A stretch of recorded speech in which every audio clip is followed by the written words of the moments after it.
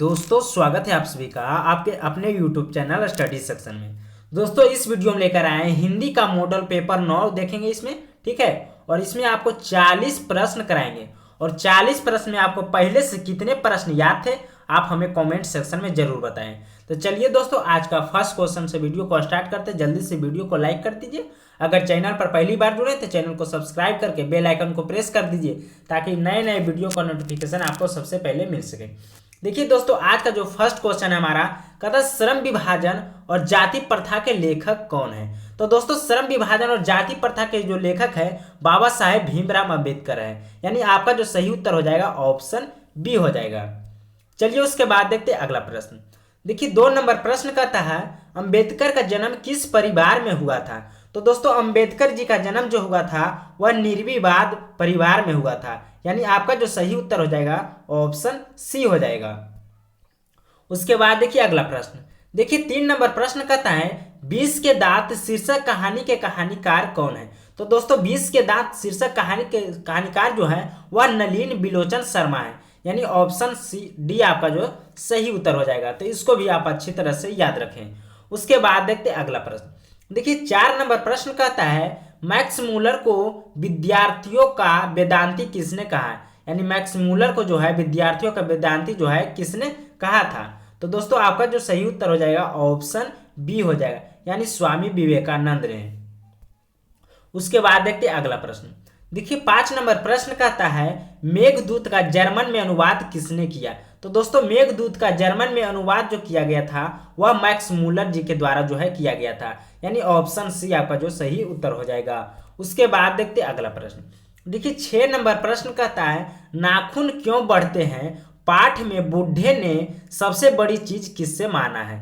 यानी कह रहा नाखून जो क्यों बढ़ते उस पाठ में जो है बुढ़े ने सबसे बड़ी चीज जो है किसे माना है। तो दोस्तों आपका जो सही उत्तर हो जाएगा ऑप्शन ए हो जाएगा, यानी प्रेम को। उसके बाद देखिए अगला प्रश्न। देखिए 7 नंबर प्रश्न कहता है नागरी लिपि शीर्षक निबंध के निबंधकार कौन है। तो दोस्तों नागरी लिपि जो शीर्षक के निबंधकार जो है वह कौन है, तो गुणाकर मूल्य जी है, यानी आपका जो सही उत्तर हो जाएगा ऑप्शन ए हो जाएगा। उसके बाद देखिए अगला प्रश्न। देखिए 8 नंबर प्रश्न कहता है कि बहादुर का बाप कहाँ मारा गया था। तो दोस्तों बहादुर का बाप जो है वह युद्ध में मारा गया था। कहाँ मारा गया था, तो युद्ध में मारा गया था। यह आपका जो सही उत्तर हो जाएगा ऑप्शन ए हो जाएगा। उसके बाद देखिए अगला प्रश्न। देखिए 9 नंबर प्रश्न कहता है साहित्य की परंपरा का पूर्ण ज्ञान किस व्यवस्था में संभव है, यानी साहित्य की परंपरा का जो है पूर्ण ज्ञान जो है किस व्यवस्था में संभव है। ऑप्शन ए में दिया आपका सामंतवादी व्यवस्था, ऑप्शन बी में दिया है पूंजीवादी व्यवस्था, ऑप्शन सी में दिया आपका समाजवादी व्यवस्था और ऑप्शन डी में दिया आपका इनमें से सभी। तो दोस्तों आपका जो सही उत्तर हो जाएगा ऑप्शन सी हो जाएगा, यानी समाजवादी व्यवस्था में। उसके बाद देखिए अगला प्रश्न। देखिए 10 नंबर प्रश्न कहता है बिरजू महाराज का संबंध है, यानी बिरजू महाराज जो है उनका संबंध जो है किस बात से था। तो बिरजू महाराज जो थे क्या थे, एक कथक नृत्य थे, यानी ऑप्शन सी आपका जो सही उत्तर हो जाएगा। उसके बाद देखिए अगला प्रश्न। देखिए 11 नंबर प्रश्न कहता है पंडित बिरजू महाराज का जन्म कब हुआ था। तो दोस्तों पंडित बिरजू महाराज जी का जन्म जो हुआ था 4 फरवरी 1338 ईस्वी में हुआ था। उसके बाद देखिए अगला प्रश्न।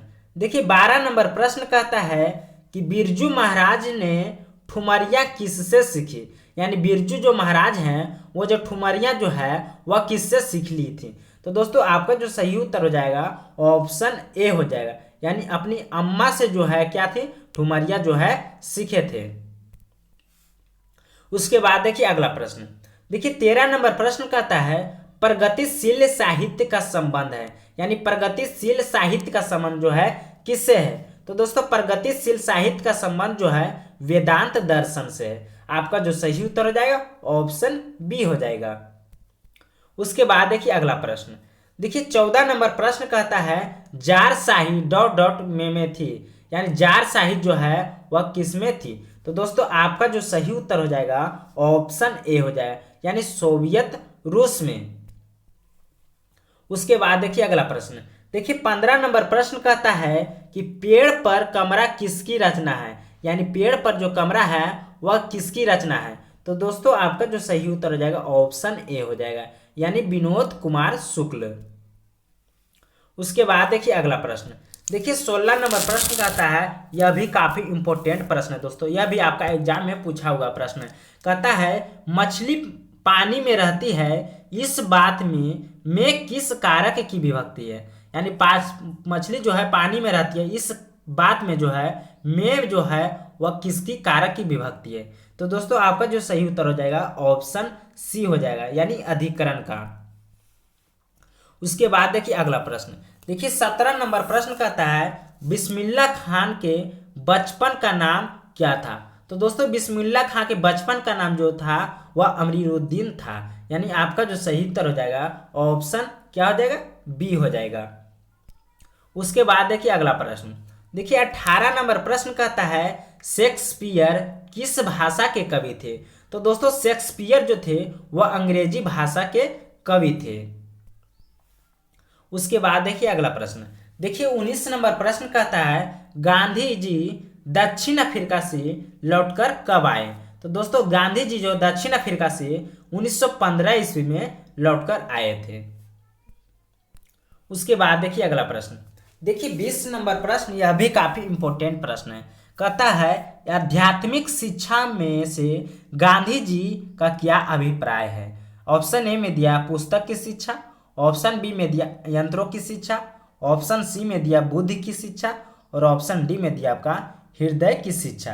तो दोस्तों आपका जो सही उत्तर हो जाएगा ऑप्शन डी हो जाएगा, यानी हृदय की शिक्षा। उसके बाद देखते हैं अगला प्रश्न, देखिए 21 नंबर प्रश्न कहता है वाणी कब 20 के समान हो जाती है। तो दोस्तों राम नाम के बिना जो है क्या है, वाणी जो है 20 के समान हो जाती है। उसके बाद देखिए अगला प्रश्न, देखिए 22 नंबर प्रश्न कहता है रस खान दिल्ली के बाद कहाँ चले गए थे। तो दोस्तों रस खान जी जो है वह दिल्ली के बाद जो है ब्रजभूमि चले गए थे। कहाँ चले गए थे, तो ब्रजभूमि चले गए थे। उसके बाद देखिए अगला प्रश्न, देखिए अगला प्रश्न आपका सुजान रस खान किसकी रचना है, यानी सुजान रस खान जो है वह किनकी रचना है। तो सुजान रस खान जो है वह रस खान जी की रचना है, तो इसको भी आप अच्छी तरह से याद रखें। उसके बाद देखिए अगला प्रश्न, देखिए 24 नंबर प्रश्न कहता है स्वदेशी शीर्षक पाठ में दोहों का संकलन किस पुस्तक से लिया गया है, यानी स्वदेशी शीर्षक जो पाठ है उसमें जो है दोहा का संकलन जो है वह किस पुस्तक से लिया गया है। तो दोस्तों आपका जो सही उत्तर हो जाएगा ऑप्शन ए हो जाएगा, यानी प्रेम धन सर्वस्व से जो है यह पुस्तक जो है लिया गया है। उसके बाद देखिए अगला प्रश्न, देखिए 25 नंबर प्रश्न कहता है पंत को किस रचना पर ज्ञानपीठ पुरस्कार प्राप्त हुआ। तो दोस्तों पंत जी को जो है चिदंबरा के लिए जो है ज्ञानपीठ पुरस्कार जो है मिला था।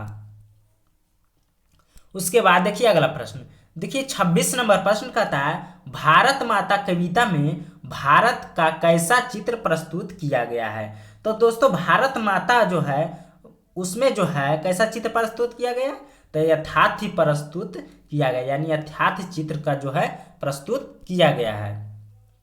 उसके बाद देखिए अगला प्रश्न, देखिए 27 नंबर प्रश्न कहता है भारत माता कहाँ निवास करती है। तो दोस्तों भारत माता जो है कहाँ निवास करती है, तो गांवों में निवास करती है। तो आपका जो सही उत्तर हो जाएगा ऑप्शन सी हो जाएगा।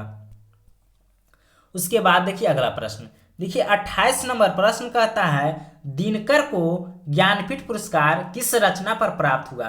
तो दोस्तों दिनकर जी को जो है उर्वशी के लिए जो है क्या है, उर्वशी की पुस्तक के लिए जो है उनको ज्ञानपीठ पुरस्कार जो है दिया गया था।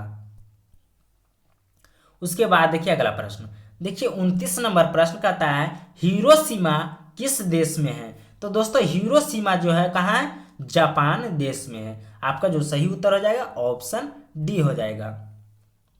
उसके बाद देखिए अगला प्रश्न, देखिए 30 नंबर प्रश्न कहता है कि हिरोशिमा पाठ में नगर के चौक पर निकलने वाला सूरज क्या है।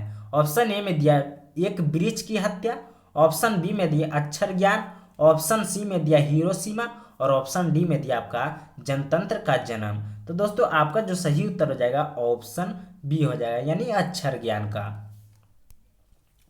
उसके बाद देखिए अगला प्रश्न, देखिए 31 नंबर प्रश्न कहता है, यह भी काफी इंपॉर्टेंट प्रश्न है। कहता है हमारी नींद शीर्षक कविता किस काव्य संग्रह से ली गई है, यानी हमारी नींद जो शीर्षक कविता है वह जो है किस काव्य संग्रह से लिया गया है। तो दोस्तों यह जो कविता जो लिया गया है वह जो है दुष्चक्र के सस्रष्टा से जो है क्या लिया गया, हमारी नींद जो शीर्षक कविता जो है लिया गया है। उसके बाद देखिए अगला प्रश्न, देखिए 32 नंबर प्रश्न कहता है कि हमारी नींद में नींद किसकी प्रतीक है, यानी हमारी नींद में जो है नींद जो है किसका प्रतीक है। तो आपका जो सही उत्तर हो जाएगा दोस्तों ऑप्शन बी हो जाएगा, यानी नींद जो है क्या है, आलस का प्रतीक होता है। उसके बाद देखिए अगला प्रश्न, देखिए 33 नंबर प्रश्न कहता है अक्षर ज्ञान किसकी रचना है। तो दोस्तों अक्षर ज्ञान जो है वह अनामिका की रचना है, यानी अनामिका जी के द्वारा जो है यह रचना जो है लिखा गया है। उसके बाद देखिए अगला प्रश्न, देखिए 34 नंबर प्रश्न कहता है कवि अगले जन्म में कहाँ लौटकर आने की बात करता है, यानी कह रहा है दोस्तों कवि जो है अगले जन्म में जो है कहाँ लौटकर आने की बात करता है। तो दोस्तों आपका जो सही उत्तर हो जाएगा ऑप्शन सी हो जाएगा, यानी बंगाल में जो है कवि जो है लौटकर आने की बात करते हैं। उसके बाद देखिए अगला प्रश्न, देखिए 35 नंबर प्रश्न कहता है किसे खोकर ईश्वर अपना अर्थ खो बैठेंगे, यानी कह रहा है दोस्तों किसे खोकर ईश्वर जो है अपना अर्थ खो बैठेंगे। ऑप्शन ए में दिया ईश्वर, ऑप्शन बी में दिया है धर्मगुरु, ऑप्शन सी में दिया भक्त और ऑप्शन डी में दिया है दानव। तो दोस्तों आपका जो सही उत्तर हो जाएगा ऑप्शन सी हो जाएगा, यानी भक्त। उसके बाद देखिए अगला प्रश्न, देखिए 36 नंबर प्रश्न कहता है मगम्मा को किस से विवाद था, यानी मगम्मा जी को जो है किससे विवाद था। तो दोस्तों आपका जो सही उत्तर हो जाएगा ऑप्शन बी हो जाएगा, यानी बहू से। उसके बाद देखिए अगला प्रश्न, देखिए 37 नंबर प्रश्न कहता है ढहते विश्वास किस भाषा से अनुदित है। तो दोस्तों ढहते विश्वास जो है वह किस भाषा से अनुदित है, तो उड़िया भाषा से जो है अनुदित किया गया है। उसके बाद देखिए अगला प्रश्न, देखिए 38 नंबर प्रश्न कहता है माँ कहानी किस लेखक द्वारा रचित है, यानी माँ जो कहानी है वह जो लेखक जो है किनके द्वारा जो है किस लेखक के द्वारा जो है लिखा गया है। तो दोस्तों आपका जो सही उत्तर हो जाएगा ऑप्शन सी हो जाएगा, यानी ईश्वर पेटलीकर के द्वारा जो है माँ कहानी जो है लिखा गया है। उसके बाद देखिए अगला प्रश्न, देखिए 39 नंबर प्रश्न कहता है मांगू के अलावा उसकी माँ कितनी संतानें थी, यानी मांगू, देखिए मिस्टेक हो, मांगू के अलावा जो है उसकी माँ की कितने संतानें थी। तो दोस्तों आपका जो सही उत्तर हो जाएगा ऑप्शन बी हो जाएगा, यानी 3 संतानें थी। उसके बाद देखिए अगला प्रश्न, देखिए दोस्तों आज का जो लास्ट प्रश्न है कहता है नगर कहानी किस भाषा से अनुदित है। तो दोस्तों नगर जो कहानी है वह उड़िया भाषा से अनुदित है। तो दोस्तों फिलहाल के लिए इतना ही, मिलते हैं अगले वीडियो में।